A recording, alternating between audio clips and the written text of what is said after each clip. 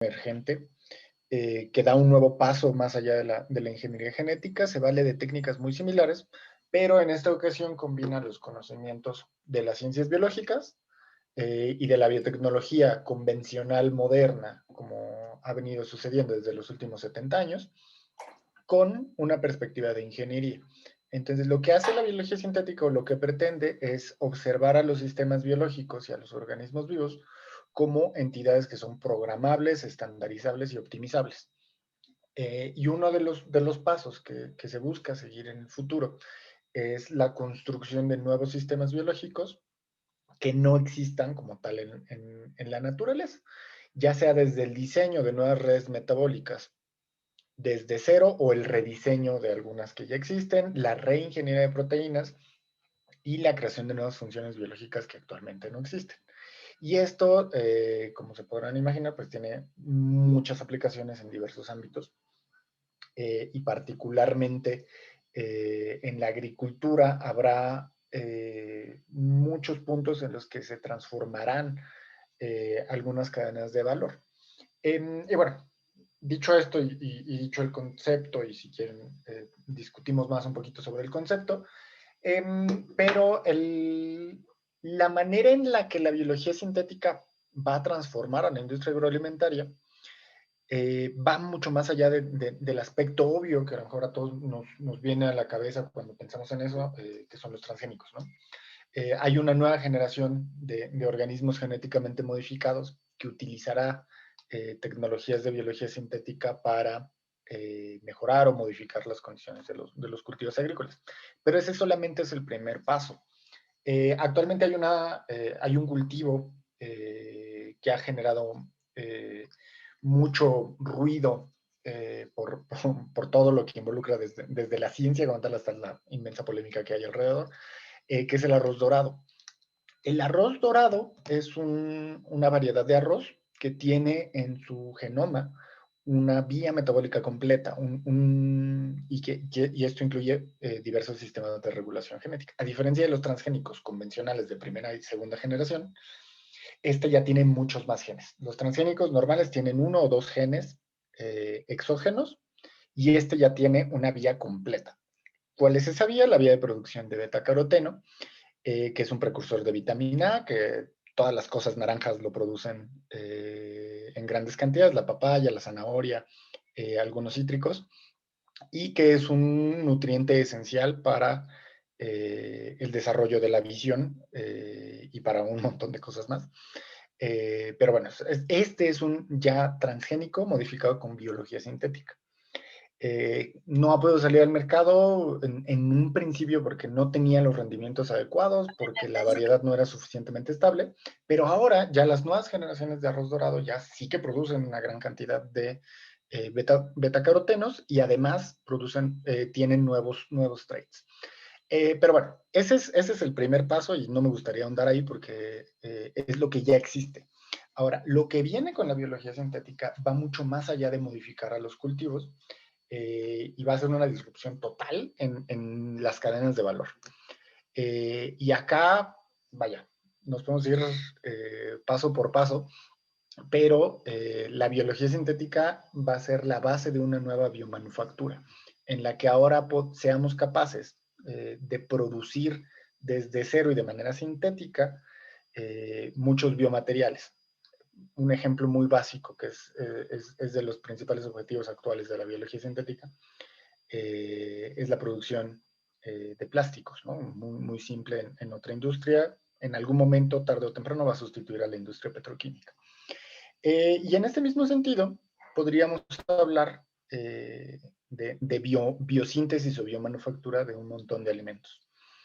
Y no nada más de alimentos, sino también de otros componentes que son fabricados por medio de la agricultura, como el algodón, ¿no? En algún momento va a haber ciertas fibras textiles que son producidas por microorganismos en reactores, así como se hace el yogur, como se hace la cerveza, sintetizados y purificados sin necesidad de que primero se cultive el algodón. Y en el tema en el que me gustaría especular un poquito y dejarla ahí el punto para la conversación, es en el tema de la ganadería. una de las biotecnologías sintéticas más sonadas es la agricultura celular o ganadería celular o clean meat o carne limpia. Tiene muchos nombres. En sí, lo que es cultivar carne en laboratorio. Y esto es por medio de cultivos de tejidos, así como se hacen los cultivos de tejidos para estudios clínicos, utilizar unas técnicas similares, tomar las células del ganado, de vacas, de cerdos, de lo que quieran, incluso de pollo, y ponerlas a crecer en reactores. Entonces se está buscando simular el tejido de los animales en un cultivo perfectamente controlado, con la intención de utilizarlo para fines alimenticios. En los últimos años surgió una noticia que fue muy, muy sonada, que fue esta hamburguesa biosintética. Si no me equivoco, eso fue en 2019. Y es ya una hamburguesa, la carne está molida, sintetizada totalmente en laboratorio, y con un sabor evidentemente muy similar. El problema de esta, que actualmente es factible construirla, el problema son dos cosas. La escala, que la tecnología todavía no está lista para llegar hasta ese punto, y el costo. Esta hamburguesa, yo creo que fue la hamburguesa más cara de la historia, costó $160,000. Y bueno, pues siempre hacemos la broma de que a lo mejor entre todos juntos no juntamos esa cantidad ahorita, y si la juntáramos no la gastaremos en una hamburguesa, ¿no? Entonces, por ahí va un poquito hacia dónde va la biología sintética en agricultura. Yo lo pondría en tres grandes rubros, que una es la modificación de los cultivos, el mejoramiento de los cultivos.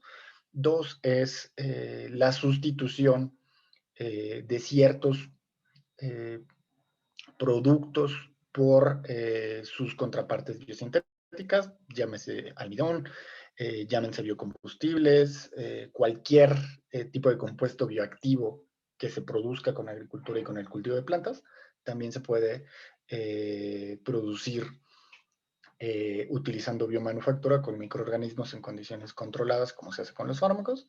Y la tercera es el tema de la agricultura y ganadería celular. Actualmente pues está muy en boga esto de la ganadería celular. Hay muchas compañías que están invirtiendo en esto, Memphis Meat, Clean Meat, la misma Notco, que es una compañía chilena que está haciendo cosas bien interesantes. Y bueno, pues para allá va. Me parece que se cayó un poquito tu conexión, Paco, pero creo que ya estás de vuelta. Sí, se fue el internet aquí unos segundos. Ya ahorita estoy restablecido, y sí me perdí de algunos momentos, algunos instantes. Daniel, no sé si me pudieras recapitular. Claro, básicamente hice un resumen, una recapitulación de lo que estaba hablando, aprovechando. Tres tendencias: la modificación y mejoramiento de cultivos, la sustitución de la producción dependiente de la agricultura de compuestos bioactivos, fibras textiles, todos estos compuestos que vienen de la agricultura para fines industriales, aceites, almidones, lo que quieran, por biomanufactura con organismos, con microorganismos. Y la tercera es este tema de agricultura y ganadería celular. Interesante, interesante, Daniel. A mí, la primera pregunta que me surge es, ¿en qué etapa vamos de las tecnologías o de la secuencia de innovaciones en la biología sintética? Porque todavía hace algunos años estábamos con un debate de transgénicos que se ha resucitado últimamente por algunas regulaciones gubernamentales que todos hemos visto en los medios, pero tú ya estás hablando de algo mucho más sofisticado, de algo que tiene que ver con herramientas más potentes. Entonces, nos gustaría que nos explicaras qué pasó con los transgénicos tradicionales, cuál va a ser su papel y cómo tienen que adaptarse los gobiernos para no estar obsoletos en las regulaciones, por decirlo menos. Pues mira, para empezar, el tema de los transgénicos de primera y segunda generación, que son los de ingeniería genética, sobre todo enfocados en resistencias herbicidas y tolerancia a insectos.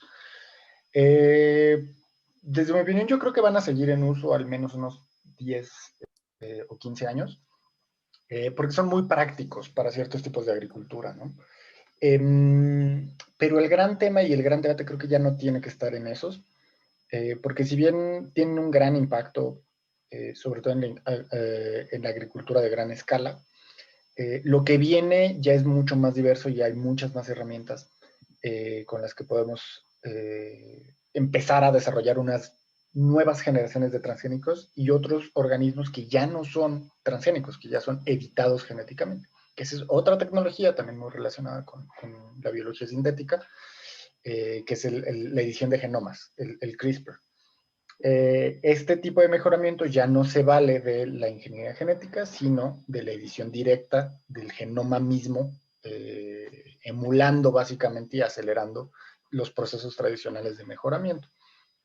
Entonces yo creo que la regulación va a ser mucho más práctica y menos restrictiva para estos cultivos editados genéticamente, que son una tecnología mucho más precisa, mucho más segura, y que tiene que evita para mí el riesgo importantísimo de los transgénicos, que es en el que muchas veces las discusiones se van por otro lado y nos evita hablar de lo que tenemos que hablar, que es el riesgo del escape de los transgenes hacia variedades silvestres que pueden afectar de gran manera los ecosistemas de una manera que no podemos predecir. Ese tema, que es para mí, o desde mi perspectiva biotecnológica, la principal incógnita de los transgénicos, ya no existe con los editados. Y utilizando las técnicas mucho más precisas de CRISPR, se pueden hacer transgénicos mucho más controlables también, pero ese es otro tema que simplemente van a ser transgénicos por esta misma vía, pero de nueva generación. Y ahora, en el estado del arte, digamos, todas estas nuevas técnicas nos permiten hacer mayores modificaciones. Y acá va a haber dos grandes temas por los que nos vamos a separar. Uno que va a seguir por esta vía, la que les digo, los transgénicos biosintéticos, que van a traer nuevos componentes. En una de esas podemos ver, no sé, maíz que produzca resveratrol, o antioxidantes, o flavonoides. No sé para dónde vaya por ahí, por las cuestiones nutrimentales, pero por ahí puede ir. O tomates que produzcan vacunas, o otro tipo de compuestos bioactivos, ¿no? Y eso sí que va a enfrentar una gran regulación, porque va a seguir la polémica. Y el estado del arte ahí pues va bastante avanzado. O sea, no veo en los próximos 5 años que se aprueben estos nuevos cultivos por temas regulatorios, pero sí tal vez en 10 años ya tengamos una nueva generación por allá. Y en el que a mí me parece más interesante ahorita y al que podemos empezar a voltear desde ya como región, como país, es hacia la parte que no requiere la modificación de cultivos, que no te metes con la planta, sino que modificas microorganismos con las mismas tecnologías de alta precisión, pero lo tienes todo de manera totalmente controlada y confinada en reactores. Y esas tecnologías cada vez vamos a ver más, más bioproductos disponibles en el mercado. La leche, estoy segurísimo que en unos 3, 4 años va a haber leche biosintética, porque los avances que ya se están haciendo son muy interesantes. Seguramente va a haber algún tipo de café soluble producido desde cero y construido con los ingredientes que hacen al café, el extracto del café. Hay una compañía en Silicon Valley muy interesante que los invito a checar, más allá de que a lo mejor no va a tener un gran impacto en la vida y simplemente se me hace muy divertida, que es Ava Winery, que lo que hacen es están descomponiendo o separando los componentes del vino y están sintetizando uno por uno esos componentes para fabricar y ensamblar un vino totalmente biosintético. Ingeniería inversa. Exactamente. Y utilizan microorganismos para producir todos estos compuestos que al final todos juntos dan el vino, ¿no? Desde el alcohol, lo más simple, los taninos, el resveratrol, vaya, lo que quieras, ¿no? Y se me hace muy interesante. Y yo creo que hacia allá va, por lo menos de aquí a 2030, ese es el tipo de biotecnologías que veo que van a disrumpir cadenas productivas en el agro. Interesante, interesante. Me surge también una inquietud de la propiedad de estos genes. ¿Quién va a ser el titular y si tú vas a tener, por ejemplo, un tramo del genoma o vas a tener una parte de la hélice o vas a poder tú a lo mejor vender una parte de tu genoma? Deja tú como persona, sino quizá como productor agrícola que tengas alguna variedad que sea interesante, pues tú puedas proporcionarle alguna parte a los laboratorios. ¿Cómo va a estar ese tema, Daniel? Cuéntanos un poco más. Es un debate buenísimo y es un tema bien interesante el que traes a la discusión. Y yo diría que hay que ponernos las pilas para que esto sea democrático, justo y accesible para todos. Porque si no, pues va a quedar en las manos de unos cuantos, e independientemente de quiénes sean esos cuantos, pues no hay buenos ni malos, ¿no? Quién sabe en quién van a caer. Y hay varios temas. Para empezar, desde el punto de vista de propiedad intelectual, no puedes patentar una secuencia genética o un componente biológico desde tal cual existe en la naturaleza. O sea, si simplemente aíslas la secuencia de genes o la secuencia de aminoácidos que da una proteína, eso no es patentable y ningún país, bueno, tal vez China, te dé una patente sobre un componente biológico tal cual existe en la naturaleza. Ahora, sobre un componente modificado en el que se utilizó actividad inventiva, ingeniería para modificarlo, para modificar el resultado de gen a proteína, eso sí es patentable y es lo que actualmente se está patentando, ¿no? En 1980 hubo un caso que fue lo que detonó el crecimiento de la industria biotecnológica y a su vez de la biotecnología industrial, como dos conceptos diferentes, que fue el caso de Ananda Chakrabarty, que es un investigador, no recuerdo si hindú o bangladeshi, que desarrolló un microorganismo capaz de degradar ciertos hidrocarburos en medios acuosos. Y este microorganismo tenía un gran potencial para utilizarse en derrames de petróleo y actualmente se utiliza como, no sé si decirle adyuvante o cuál sería la palabra correcta, Como en las plataformas. bioremediador. Es un bioremediador, pero digamos no se utiliza solamente en derrames, sino en la extracción misma de petróleo, en las plataformas, se utiliza como para confinar los hidrocarburos que salen por las plataformas para que no se extienda por el resto del mar. 3M, de hecho, creo que tiene la patente actualmente, no recuerdo cuál es la empresa, pero según yo es 3M. Y bueno, el caso es que Chakrabarty pidió la patente, se la negaron y metió un caso a la Suprema Corte y la Suprema Corte falló a favor y esto generó el antecedente de que cualquier organismo vivo o cualquier sistema biológico modificado por la acción humana ahora es patentable. Y basados en esta premisa, ahora pues es posible crear nuevos genes, es posible crear nuevas proteínas con biología sintética, y eso naturalmente va a ser perfectamente patentable por las compañías, por las universidades, como el resto de las tecnologías. Y ahora, en cuestiones más, hablando desde el punto de vista ético, esta es una discusión bien interesante que creo que todavía no tiene una respuesta, que es qué pasa con los recursos biológicos, con el recurso genético. Todas las pláticas que he visto de bioeconomía en Latinoamérica empiezan siempre por lo mismo, diciendo Latinoamérica es la región más rica en biodiversidad y cultura y todo, y estamos de acuerdo todos en eso. ¿Qué le va a pasar a esta riqueza? ¿A quién le pertenece esa riqueza biológica? ¿Es propia de los gobiernos por el simple hecho de las jurisdicciones que existen? Es propiedad de los pueblos originarios, como guardianes, por así decirlo, de la biodiversidad o de los recursos biológicos. Es propiedad de las personas que habitan y por el simple hecho de que tus ancestros estuvieron, aunque tú ya no hiciste nada, o es propiedad de quien llegue a apropiárselo.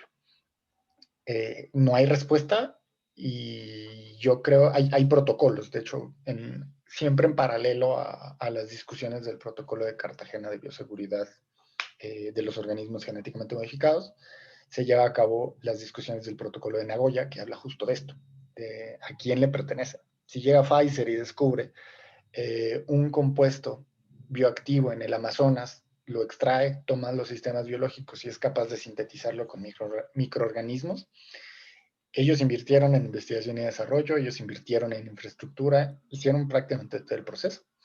Pero ¿de quién es ese conocimiento que detectó que el compuesto bioactivo sirve como acción terapéutica para X cosa?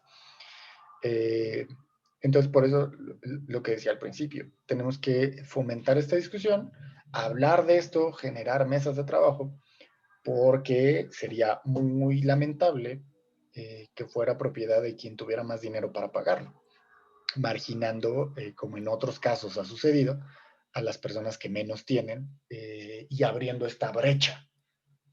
Hace ratito estaba dando una plática sobre bioeconomía y justo salió también una pregunta similar que decía, ¿cómo le hacemos para que la biotecnología llegue a todos y beneficie a todos y no solamente a unos cuantos? Pues es el mismo paradigma, la misma gran pregunta, ¿cómo le vamos a hacer? En este momento no lo sé, solamente sé que hay que discutirlo. Claro. Wow, pues un horizonte formidable de retos, pero también de oportunidades. Y nos guste o no, creo que esta tecnología está ya muy cerca de estar en nuestra mesa, de estar en nuestra área de influencia. Y más que, pues, dejarla a un lado, sería interesante irla conociendo más a fondo y también ver qué oportunidades tiene. Y en eso conecto mi siguiente pregunta, Daniel. Para empresas pequeñas y medianas, que son el 90-92% de las que componen la economía privada de México y de otros países, ¿qué oportunidades hay para hacer negocio con esta tecnología que a primera instancia parece ser exclusiva de empresas grandes? ¿Qué nos puedes decir de eso? Pues justo esto también es un gran tema y la oportunidad está y radica en que apostemos por la innovación eh, y apostemos por esta relación con el gobierno para que las políticas públicas que se formulen estén basadas en la ciencia. ¿Qué pasa si no están basadas en la ciencia? Va a pasar el ciclo de los transgénicos, otra vez el tema que siempre sirve como ejemplo. Déjà vu. Greenpeace y activistas presionan, generan un temor, un rechazo en la población. La población tiene miedo. Si la población tiene miedo, los políticos van a actuar de manera sobreprotectiva.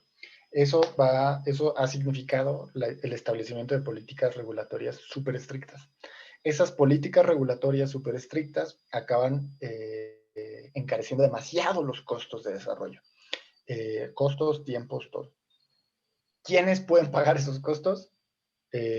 Las grandes multinacionales, que son las únicas que tienen todos esos recursos para aguantar, paciencia, para invertir en pruebas regulatorias. Entonces, al final, este ciclo negativo de Greenpeace acaba beneficiando a quienes dicen que no quieren, que es Monsanto, etc. Ya hasta me aburre hablar de Monsanto, es Bayer. Y ese es parte también de las broncas de los transgénicos. No son democráticos, no son accesibles para pequeñas empresas. Siempre que estamos hablando con bioemprendedores, siempre coincidimos. La verdad, ni siquiera intentes hacer un transgénico. Si quieres intentarlo, desarrollalo, o el CINVESTAB, la UNAM, cualquier universidad en Latinoamérica tiene la capacidad para desarrollarlo, pero al final la única forma de sacarlo y llevarlo al mercado es vendiéndoselo a las multinacionales. O en el caso de Argentina, que tiene una empresa semillera muy potente, que es Bioceres, lograron sacar un transgénico totalmente desarrollado en el INTA. pero son muy pocos los casos, o sea, son contados con los dedos de la mano literal, o sea, es este de la soya resistente a sequía, el trigo resistente a sequía, los dos de Bioceres, la berenjena de Bangladesh, que no recuerdo cómo se llama la compañía, que aparte creo que es paraestatal, y la Rainbow Papaya de Hawái. Y párale de contar. Todos los demás transgénicos están controlados por multinacionales. En la biología sintética y particularmente con la edición génica, esto cambia porque ya los costos regulatorios ya no son tan elevados. Entonces podemos empezar a pensar, ahora sí, que un emprendedor, que una startup o una pyme puede empezar a invertir con mayor ambición en el desarrollo de este tipo de productos, sin aún el temor de que nunca lo vas a lograr, como sucede, y digo, usé el ejemplo de los transgénicos, pero fácilmente podemos hablar también de fármacos. Y eso se ve en Estados Unidos como las startups salen y la manera de llegar al mercado es siendo compradas por Pfizer, por Novartis, por Roche, ¿no? Entonces creo que ahora puede haber ese cambio. Y si hacemos las cosas bien, estas tecnologías nos ayudan a hacer los desarrollos más rápidos, menos costosos y sobre todo con menos infraestructura. Ahora ya los equipos que se necesitan cada vez son más baratos, cada vez son más accesibles. Entonces, bueno, ese es el panorama actual. Como quiera, hacia lo que tenemos que apostar, creo que acá en México es hacia los esquemas de colaboración público-privadas, particularmente con universidades, intentarlo de una nueva manera, no como siempre se ha hecho, que no ha funcionado muy bien, y apostar por generar startups que sean joint ventures entre empresas mexicanas de alta tradición, sean pequeñas, sean medianas, sean grandes, con universidades, porque tenemos las capacidades, tenemos las tecnologías, ahora es cuestión de sacarlas al mercado. Interesante. Creo que algo vital es la integración de los actores, como comentabas en algún punto implícitamente, Daniel, de la quíntuple hélice, y no dejar que uno de estos actores sea predominante o demasiado predominante ante los demás y no vaya sesgando la tecnología o satanizándola o también pensando que va a ser mesiánica. Y estos enlaces o estas puentes y vehículos que van haciendo que el ecosistema se pueda integrar, siento que necesitan una gran participación también de la ciudadanía a través de las organizaciones no gubernamentales, de las empresas, de los organismos reguladores, y siento que eso será pues lo que vaya aplanando el horizonte y haciéndolo congruente a lo que México necesita. Pasando a otra pregunta, Daniel, ¿cuáles son los riesgos de esta tecnología? Yo he visto en YouTube y en algunas partes de Internet a chavos que pues tienen un kit de CRISPR-Cas9 y parece, por lo menos es la impresión que ahí me da, que se puede hacer como lo que eran juguetes Mi Alegría hace algunos años, pero esto sí parece que estás jugando a algo que afecta a la biología o que parece ser muy sencillo en algunos países o con algunas personas. Y bueno, esto a mí se me hace espeluznante si es verdad o más o menos puede tener algo de verdad. Entonces, por decir alguno que se me ocurre, pero tú, ¿cuáles riesgos estás observando para esta tecnología tan potente? ¿Y Pues cómo mira, podemos cuidarnos de esos riesgos? el tema es la responsabilidad. Eh, un ejemplo que siempre utilizo es muy macabro y a veces no gusta tanto, pero el ataque terrorista de las Torres Gemelas. No fue perpetrado con una bomba, fue perpetrado con un avión. Mil teorías, ¿no? Pero el hecho de que esto haya sucedido no implica que la tecnología per se sea peligrosa, sino que fue utilizada con mala intención. Eso es lo que tenemos que cuidar. La tecnología per se es muy buena si se utiliza de manera responsable. si cae en malas manos o si se utiliza malintencionadamente, puede ser un desastre y nos puede meter en una distopia en la que la realidad de las películas que suenan muy fumadas y muy fuera de la realidad, como El planeta de los simios, por ejemplo, puede llegar a suceder, de que puede, porque la tecnología, como dijiste, es muy potente.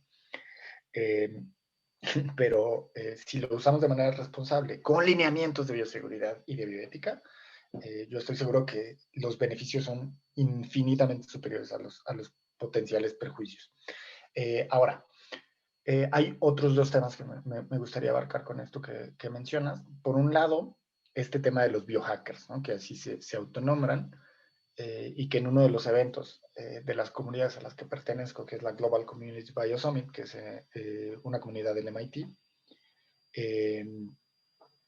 se reúnen ahí bioentusiastas, tanto gente de esquemas tradicionales de academia, gente como nosotros que estamos más en el sector social, ONG, hay en la interfaz negocio-academia, y biohackers. El término biohacker yo lo odio porque tiene una connotación negativa y desde el marketing, la concepción, todo, nos guía a un punto equivocado, que es diferente a lo que, a lo que en esencia promueven, que es hacer esto accesible y democrático para todos, como lo es construir un robot con componentes que vas y compras en un Radio Shack, en un estera. Ahora, esto no es hacer un robotcito. Esto es, pues, no necesariamente jugar, pero sí trabajar con organismos vivos, con sistemas biológicos que no son para nada tan fáciles de predecir como componentes o circuitos eléctricos. Entonces, acá les recomiendo ver un par de documentales en Netflix que están muy buenos. Uno se llama Selección Antinatural, que me parece que es una especie de mini docuserie. Son 4 capítulos, si no me equivoco, en los que entrevistan a estos biohackers. Uno de ellos es Josiah Sainer. La verdad es que es un buen tipo, pero tiene una visión, no sé si demasiado radical de cómo tiene que ser esto. Y el otro documental que les recomiendo es Human Nature. No me acuerdo cómo lo tradujeron, pero creo que también es como naturaleza humana. Y bueno, habla sobre todo esto, ¿no? Lo bueno y lo potencialmente malo. Hace poquito esta gente tiene como un sentimiento también entre anticapitalista, anticorporativista, anti-FDA, y lanzaron un proyecto que me pareció muy interesante, pero a la vez muy irresponsable, porque promovieron una vacuna contra el COVID similar en tecnología a la de Pfizer y BioNTech o a la de Moderna, pero open source, que todo el mundo podía hacer y que todo el mundo podía tomar las secuencias y fabricarlas en su casa desde su punto de vista. Pero el problema es que en esta promoción fuera del ámbito académico, que está bien, entiendo el punto de que hay muchas cosas obsoletas en la academia, pero te saltas 15 pasos y esos 15 pasos pueden costar vidas. Y pueden meternos en un desastre total, porque a lo mejor si diseñaste mal esa vacuna, lo único que vas a lograr es darle las herramientas al mismo virus para que mute y evite a las demás vacunas, ¿no? Entonces, los efectos pueden ser devastadores. Afortunadamente se dieron cuenta de eso, tuvimos unas peleas intensísimas ahí en redes sociales, porque es muy irresponsable decir que puedes hacer una vacuna en tu garage. Y eso a mí me habla de que no entienden qué es una vacuna y para qué sirve una vacuna. Entonces, ese es como el segundo punto de los riesgos que hay que hacer. Estoy totalmente de acuerdo con hacerlo más democrático, más accesible, pero eso se logra con educación y haciendo que todos tengamos el acceso a las mismas oportunidades de educación,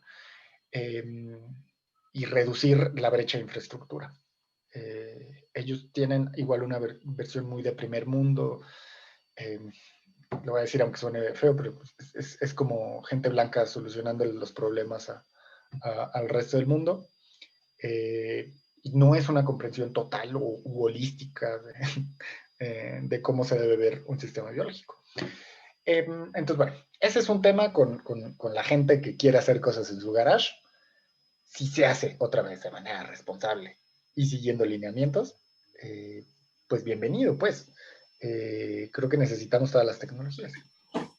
Y el último tema es el de los usos no malintencionados, no irresponsables, sino de los que no alcanzamos a comprender todavía y que no sabemos que pueden ocurrir.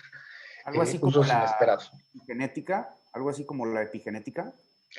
No necesariamente, pero digamos que dentro de las cosas que todavía no entendemos, es la epigenética. Hay un montón de cosas que todavía no comprendemos cómo funcionan y mucho menos cómo modificar. Porque digo, la base de la epigenética es que no toda la regulación y no toda la vida está en los genes, no toda la herencia está en los genes. Hay un libro buenísimo que se llama justo de la genética y la epigenética. No toda la herencia está en los genes.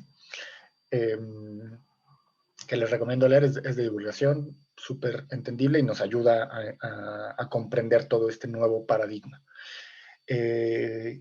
Una de esas es la metabolómica, la proteómica, la transcriptómica, que son cómo se comportan los organismos después de que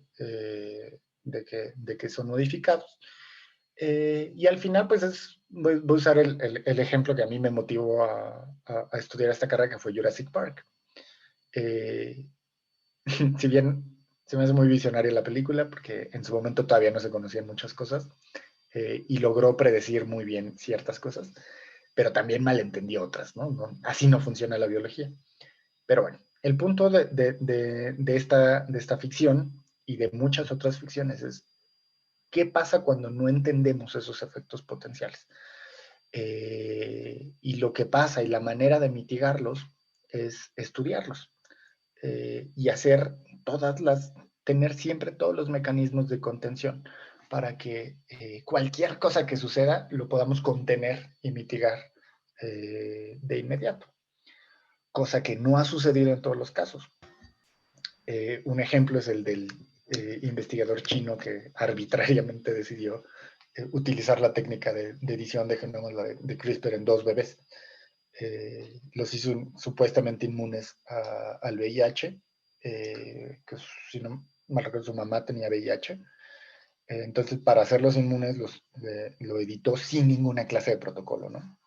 Y actualmente se vio, dado que se hizo sin ninguna clase de protocolo, que el uso de la técnica modificó otras cosas, dentro de ellas algunos mecanismos de regulación epigenética, que no se esperaban, que no se sabía que iba a suceder, y que precisamente por eso no tenía que haberse utilizado la técnica en humanos. Por eso se está probando y vamos caminando antes de querer volar, esto ni siquiera fue correr.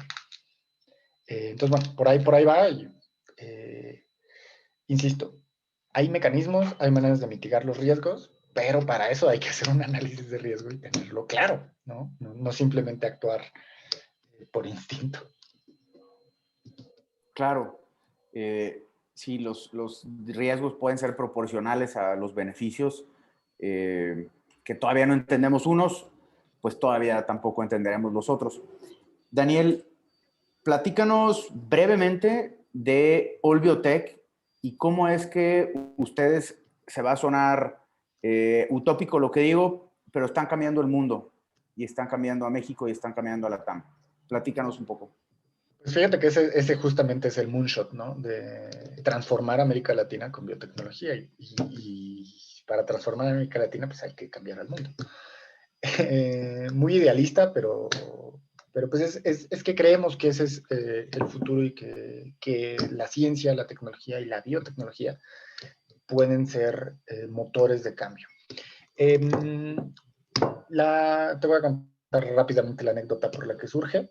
En uno de los eventos a los que me invitaron, que fue el Gap Summit en la Universidad de Cambridge, reunieron a 100 jóvenes de todo el mundo que eran el futuro de la biotecnología, ¿no? Y entre ellos me tocó estar seleccionado. Un evento espectacular, premios Nobel, super top managers de grandes empresas, Syngenta, AstraZeneca, Johnson & Johnson, y grandes pensadores hablando sobre cuáles eran los retos para la biotecnología.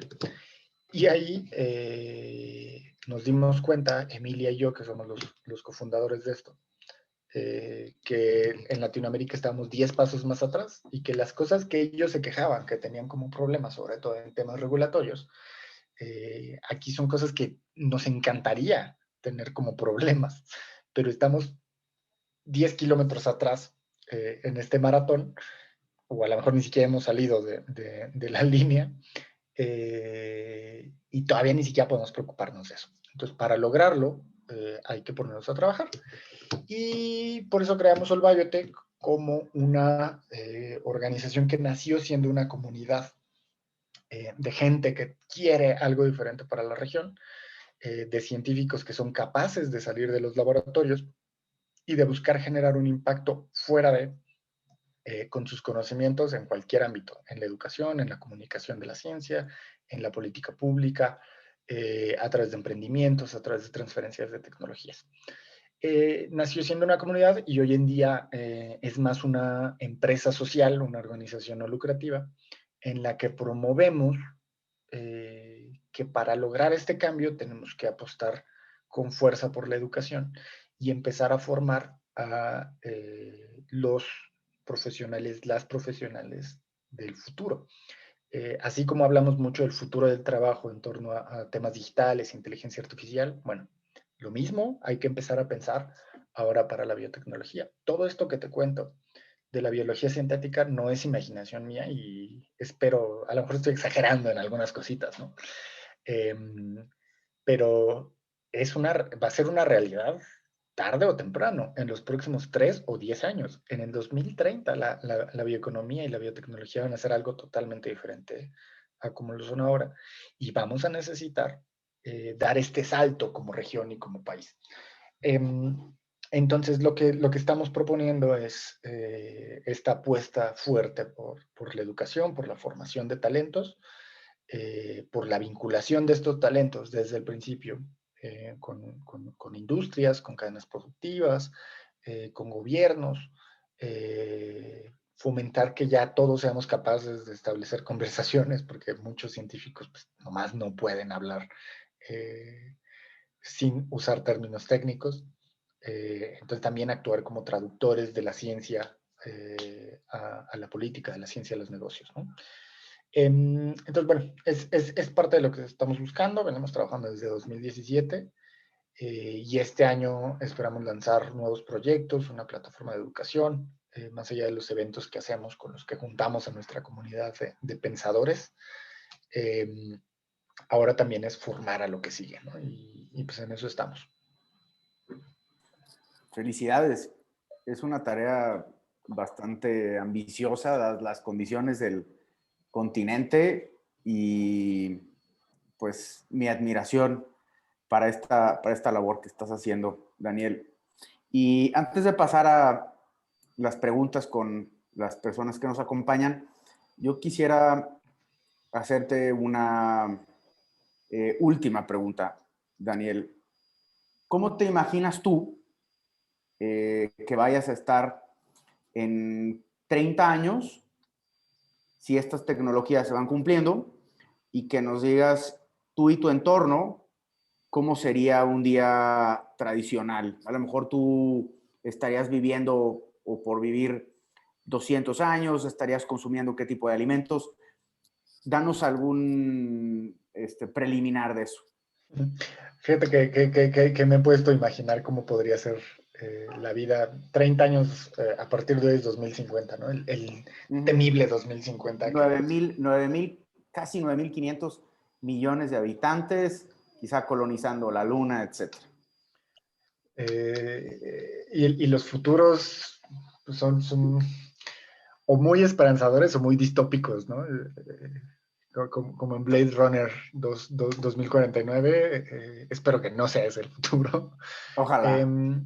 Fíjate que para ese momento, todo esto que te menciono y que he estado promoviendo últimamente en algunas pláticas como Bioeconomía 4.0, que es la intersección de lo que les platiqué al principio con las tecnologías digitales, el uso de inteligencia artificial, realidad aumentada, modelación avanzada, Big Data, Internet de las Cosas, todo esto más biología sintética, más biotecnología, más genómica. Todo eso va a generar nuevos cosas que ni siquiera tenemos ahorita en mente que existen, ¿no? Una de ellas que se me hace muy visionaria, pero tarde o temprano va a ocurrir, es el Neuralink que propone la empresa de Elon Musk, que todo el mundo dice que es Elon Musk, pero la verdad es que no es Elon Musk, es su super equipo de ingenieros, ¿no? Musk no es santo de mi devoción, la verdad, no me cae muy bien, pero de que es un visionario lo es.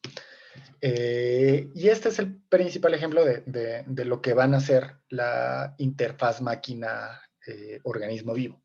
Y de entrada yo creo que esa va a ser una realidad, no necesariamente el Neuralink, pero sí que vamos a tener smartwatch o wearables inteligentes que estén conectados a nuestros sistemas biológicos como tal. Si tú eres diabético o tienes algún problema que requiera de algún tratamiento, vas a tener un reloj, una banda, lo que sea, algo de estilo marcapasos, a lo mejor no, más invasivo todavía, que va a detectar permanentemente la cantidad de glucosa o de la cosa que te falte. Y con respecto a la concentración en sangre, te va a emitir este componente que necesitas, ¿no? Una bombita de glucosa tal vez. Y así va a ser la manera en la que despiertes. Vas a despertar con este mecanismo. Si tienes la suerte, afortunadamente es mi caso, que no tienes ninguna de estas condiciones, entonces simplemente va a estar monitoreando tu ritmo biológico. Quién sabe de aquí a 30 años, ¿no? De tener 60. Entonces, seguramente me estará ayudando, espero, a otras cuestiones. Todas tus sábanas van a estar fabricadas con biomateriales. Dudo que para ese momento las fibras textiles dominantes sigan siendo las basadas en algodón. Yo creo que van a ser ya biosintéticas. Eh, Todo nuestro desayuno va a ser una cosa totalmente distinta a lo que tenemos ahora. En una utopía vamos a tener una agrobiodiversidad tremenda, increíble, y vamos a aprovechar lo mejor de nuestra biodiversidad. Vamos a tener nuevos cultivos mejorados, con mejores condiciones nutrimentales, mucho más limpios, menos dañinos para el ambiente. Pero en un futuro distópico lo que vamos a hacer es una reducción de los cultivos que tenemos disponibles y vamos a apostar por los superalimentos. Y en lugar de tener 180 cultivos agrícolas, tendríamos 5 o 6, ¿no? Que tengan todas las condiciones que necesitamos. Ese no es el futuro que quiero ver, pero es uno de los posibles. Y de ahí, pues, todo lo demás, yo calculo que hay un estudio de McKinsey buenísimo que les recomiendo leer, luego te lo paso, que habla de que el 60% de todas las cosas que utilizamos en el mundo actualmente, de todos los bienes físicos, pueden ser manufacturados por técnicas biológicas. Yo calculo que para el 2050, de ese 60%, pues más de la mitad de lo que podemos ver ya va a ser manufacturado. A la única de las biotecnologías que no le tengo tanta fe para que en 30 años lleguemos ya a ese punto es a los biocombustibles. Pero fuera de eso, ya espero que para ese momento todos sean bioplásticos, todos sean biomateriales, todos sean biotextiles, todos sean biocosas utilizadas de manera responsable y sostenible. Muy probablemente en nuestro lapso de vida todavía vamos a ver al petróleo como la fuente de energía.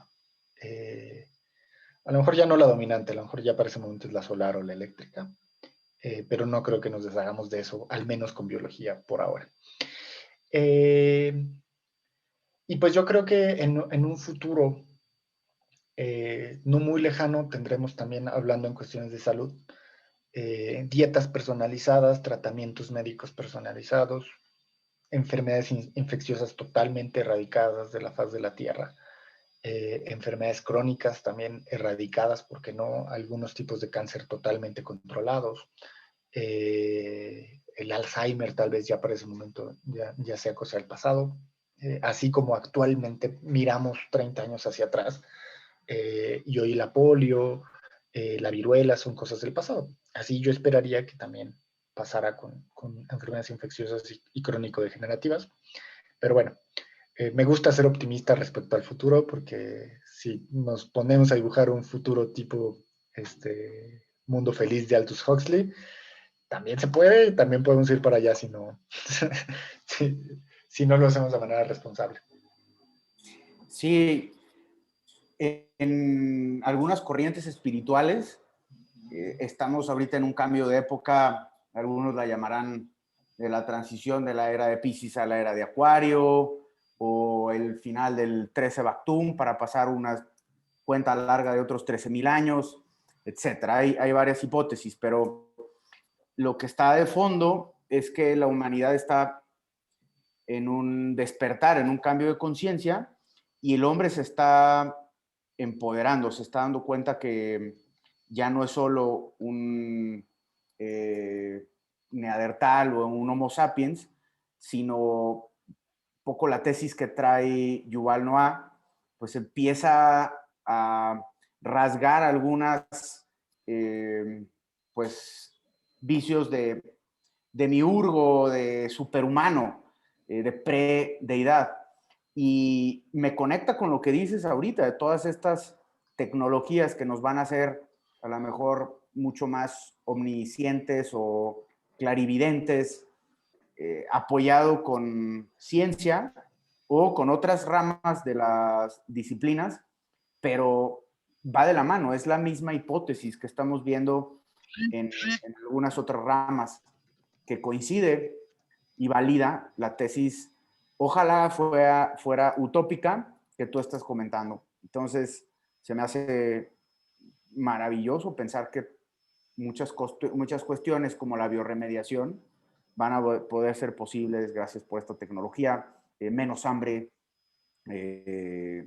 más igualdad, etcétera. Pues Fíjate muchísimas gracias.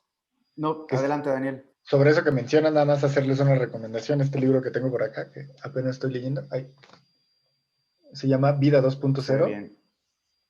Lo escribió un chico, tendrá como unos 25 años, pues es más joven que yo, que se llama Adrián García, biotecnólogo regiomontano, súper inteligente.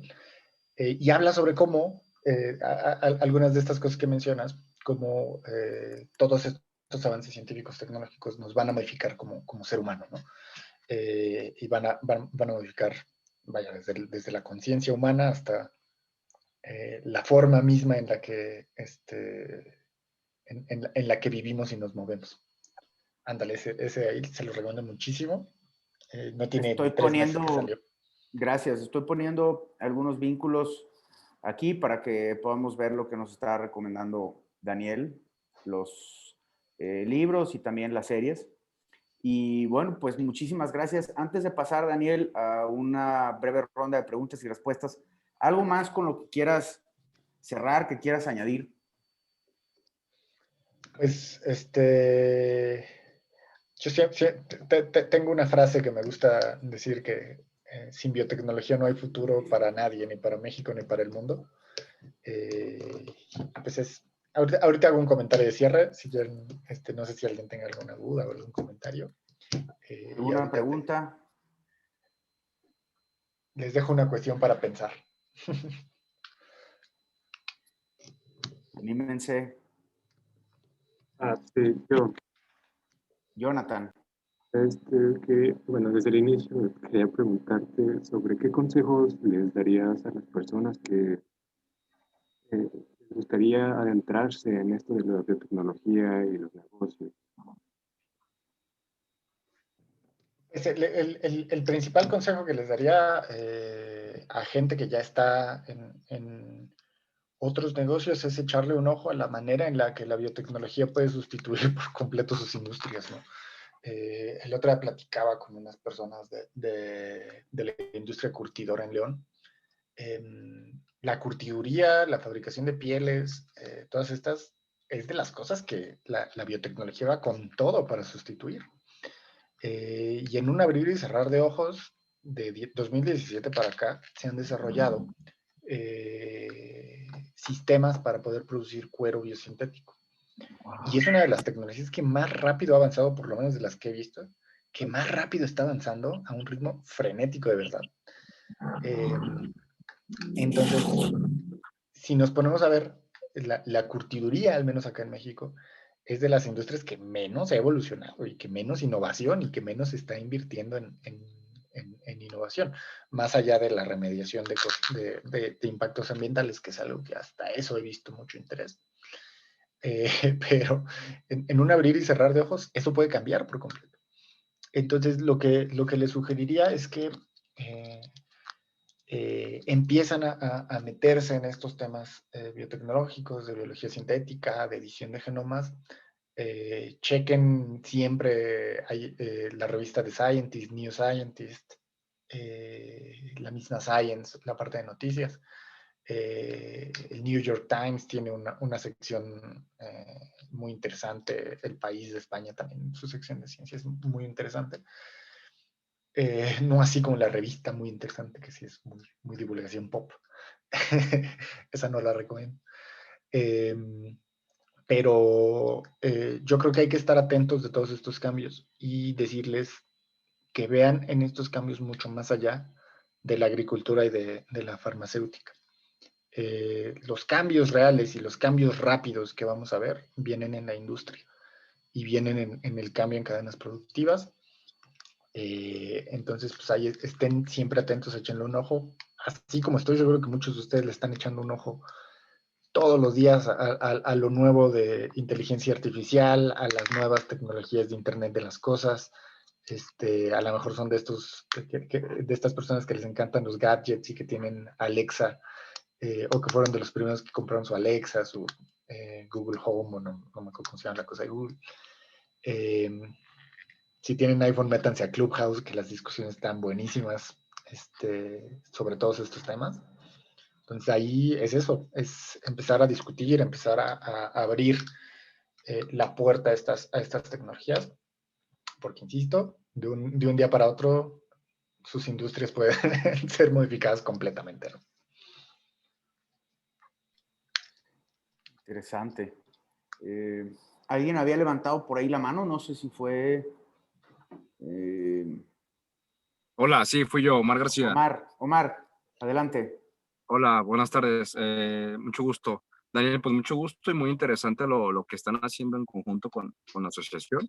Tengo una duda respecto a la asociación que fundaste y presides. Están comentando mucho un tema de biotecnología sintética que estoy totalmente de acuerdo que sería un futuro a mediano o largo plazo, ¿no? Bueno, yo estoy en el área de vinculación de una empresa, bueno, que está haciendo una cadena para productos biológicos, pero estos productos no están modificados o no tienen la innovación en la forma de aislarlos, pues vaya. En ese sentido, este tipo de empresas pueden entrar a la organización como biotecnología. Nosotros distribuimos microorganismos, son cepas que antes bioremediaban, exactamente como comentaban, derrames de petróleo, de CFE tóxicos a través de microorganismos, ¿no? Y esas cepas se fueron seleccionando para el campo, o sea, es una división agro, porque regresan la fertilidad del suelo, ¿no? Y entre otras funciones, ¿no? Que vimos o observamos en la práctica. Fíjate que ahorita que lo dices, la verdad es que me fui a los temas más de hype. Sí, por eso dije, bueno, adiós. No es cierto. Pero este es un tema de realidad actual.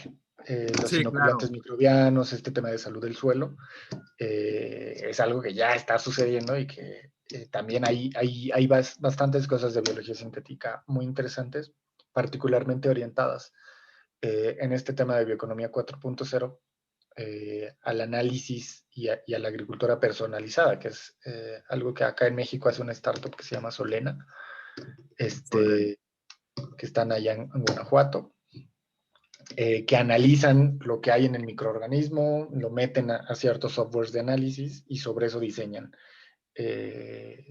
nuevos microorganismos o cócteles de microorganismos. ¿no? También está súper interesante.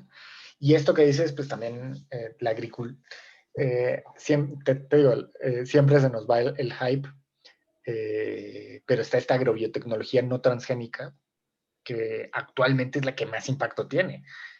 O sea, el impacto en los rendimientos es mucho mayor actualmente de todas estas agrobiotecnologías que de los transgénicos mismos. Entonces, bueno, dicho esto, bueno, pues es algo que habíamos venido platicando desde 2018 con Enrique cuando estaba en el Consejo Mexicano de Agrobiotecnología. Y pues habíamos empezado a explorar, ¿no? A mí se me hace muy interesante y creo que hay muchos puntos de colaboración en los que podríamos platicar y ver hacia dónde podríamos ir. Y pues bueno, o sea, como tal nosotros como asociación, los miembros de la asociación son personas, ¿no? No empresas. Pero pues definitivamente ahí siempre estamos dispuestos a platicar y a ver cómo podemos colaborar, qué tipo de proyectos, ya sean orientados hacia innovación, hacia formación. Y pues, o sea, literalmente es un campo muy fértil Sí, de hecho. para la biología sintética, biotecnología, para todo esto. Sí, está interesante. Les cuento esto porque, bueno, como toda materia prima viene del campo y nosotros nos hemos adentrado a escuchar un poquito más la parte real, ¿no? De cómo están los productores, desde pequeños a grandes, casas gigantes o productores que tienen 1 o 2 hectáreas, no hacemos distinción en ese sentido. Y en la práctica, que no es mucho en realidad, han sido 2 años y medio, casi 3 de conocer al productor, de conocer la salud del suelo y ver que los suelos están a punto de morir, ¿no? Y en México es una preocupación que tenemos, ¿no? Nosotros como empresa, como Biocen. Y ahí entramos con el tema de la inoculación del suelo, de regresar esa fertilidad. Digo, podría ser algo no tan innovador como el tema de la biotecnología sintética, pero creo que partiendo de esos ya se podemos migrar a otros modelos un poquito más complejos, ¿no? Y aquí, pues no sé cómo está México, pero a lo más básico que son microorganismos o tema con bacilos, que es muy básico, pues las regulaciones y el tema gubernamental como que todavía no agarra la onda en ese sentido de los beneficios de la biotecnología para el campo, que es pues, prácticamente el sector primario que mueve la economía de este país. Es de las partes que quedan olvidadas por toda esta discusión de los transgénicos. Hemos sido tan intensos de uno y de otro lado sobre los transgénicos que el resto de regulaciones, y eso es parte de lo que realizaba en mi tesis, ¿no? Se nos olvida que existe todo lo demás y se queda en una laguna jurídica que si bien no impide el avance, tampoco lo fomenta. Y pues sí, o sea, si nos ponemos a pensar, todo el mundo critica los monocultivos, ¿no? Y todo el mundo sabe que pues, por ahí no va el futuro. Pero ¿quién está haciendo algo para remediarlo? Y pues con este tipo de tecnologías definitivamente se podría remediar el daño que estamos causando y que tal vez todavía no estamos listos para hacer un cambio en el modelo productivo. Entonces sí, me parece súper interesante lo que mencionas. Pues ahí, súper dispuesto a platicar ahí, a ver qué podemos hacer. Perfecto, a la orden. Y pues saludos a todos. Muchas gracias por escuchar. Gracias, Omar. Un saludo, gracias por participar. Felicidades.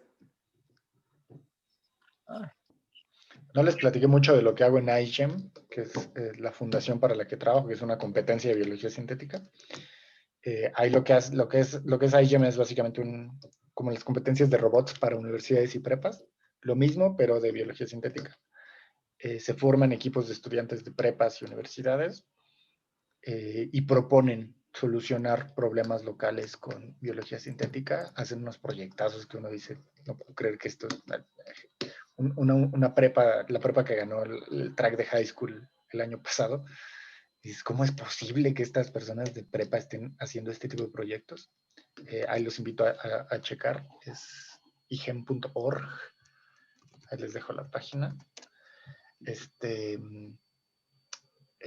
Una prepa de Taipei, buenísimo. Que digo, hacen proyectos bien interesantes y acá en México también hay equipos. Y en toda Latinoamérica. Muy bien. ¿Alguien más que quiera compartir? ¿Preguntar? Parece que no. ¿Cómo le hiciste para formar parte de la Marta. comunidad de Cambridge?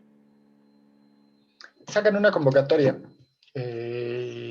y son unas nominaciones. A mí me tocó en la primera edición en 2014. Ahorita no he visto, creo que ahorita ya pausaron por la pandemia porque naturalmente no se pueden hacer eventos presenciales. Pero más o menos ellos sacan su convocatoria por ahí de octubre, noviembre. Y ya sea que tú te autonomines o te nominen, y te seleccionan y te invitan para participar en este evento allá en Cambridge. Es cada 2 años en Cambridge y cada 2 años en Boston, en MIT, en el Broad Institute de MIT Harvard.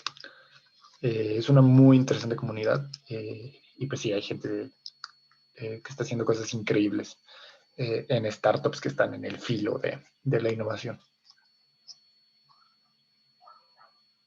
Gracias.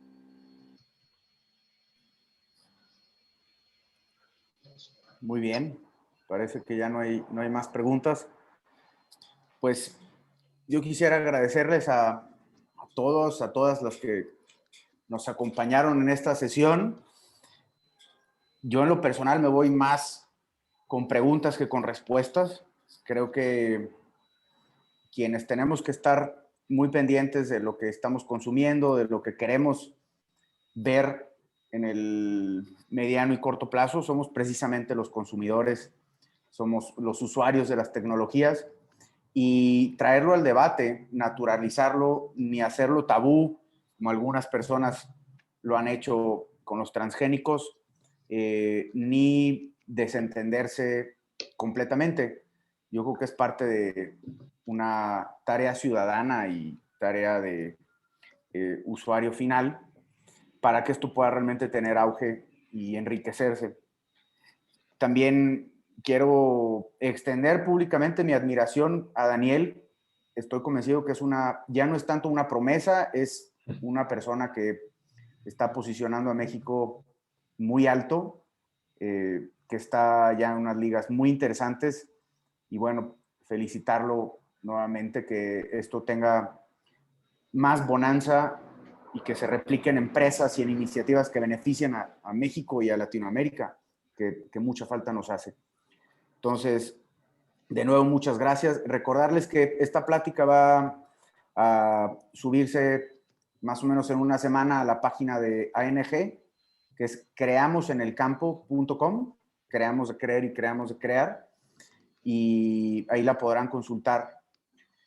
A todos, de nuevo, a Daniel, Alfonso, a Bayar Vega, César Iván, Diana, Fernando, Guillermo, Jonathan, Mario, Nidia, Omar, Enrique, Mérigo, muchísimas gracias por acompañarnos.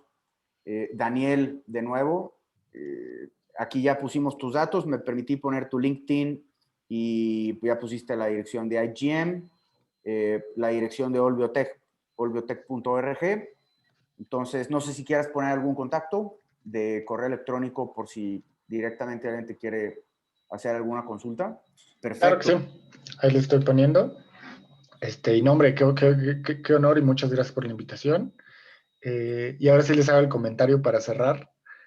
En retrospectiva todo es muy fácil y siempre es fácil criticar, y siempre es fácil proponer ideas, pero en 2009 tuvimos una primera pandemia acá. Yo todavía estaba estudiando en la universidad, pero desde ese momento era claro que teníamos que voltear a ver hacia la ciencia como la solución para este tipo de problemas, o grandes retos mundiales. El epicentro fue en México. Desarrollamos capacidades muy interesantes de respuesta a pandemia, pero esas capacidades se quedaron en buenas intenciones. Pasaron 3 partidos por el gobierno y ninguno apostó por la biotecnología. Entonces los dejo con esta pregunta para pensar. ¿Qué habría pasado si en el 2009 hubiéramos entendido esta lección? No fue tan grave como ahora, pero definitivamente habríamos tenido una muchísima mayor capacidad de diagnóstico, porque las PCRs no son gran ciencia, pero aquí simplemente no tenemos equipos. Hay más equipos en una cuadra en Kendall Square en Boston que en todo México. Tendríamos una mayor capacidad, ya ni siquiera de desarrollar vacunas, de producirlas y de decirle a Moderna Therapeutics, está muy bien tu vacuna, no te la voy a comprar, pero la puedo producir. Licénciame tu propiedad intelectual. Cosa que ahorita no podemos y que estamos a expensas de la buena voluntad de las compañías. Vaya, no es buena voluntad es comprarles, ¿no? Pero que nos pongan arriba en la lista con buena voluntad. Entonces les dejo con esa pregunta para que pensemos. Y pues algo que tenemos muy claro nosotros desde este lado es que si bien estamos en una crisis horrible, en la que muchos hemos perdido a familiares, a seres queridos, amigos, jóvenes incluso, es una gran oportunidad, dado que ahora todo el mundo sabe que es una PCR o debe entender que sirve y tiene una utilidad, para empezar a abrir estos nuevos diálogos y empezar a construir juntos un mejor futuro con ciencia, con tecnología, y dejarnos de estas visiones polarizadoras que por mucho tiempo nosotros mismos hemos tenido de aferrarnos a una postura y pelearnos cuando lo que tenemos que hacer es apostar por la cooperación, ¿no? Y pues eso, ese sería el comentario con lo que los dejo. Algo para consultar con Almohada. Muchísimas gracias a todas y que tengan muy feliz tarde. Hasta la próxima. Gracias, Nos vemos, Daniel. Hasta luego. Gracias. Paso, que esté muy bien. Bye. Gracias.